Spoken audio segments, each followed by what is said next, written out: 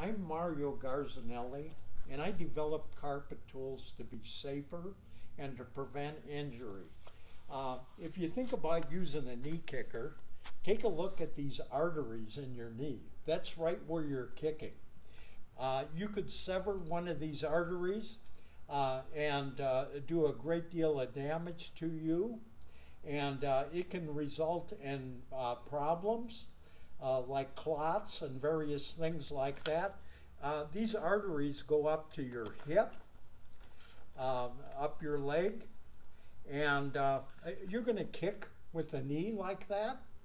Are you going to kick with that? You're foolish if you do so.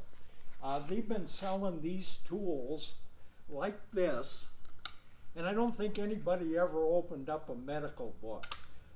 Most of these tools have been around for 80 years or more, and they've caused a great deal of injury.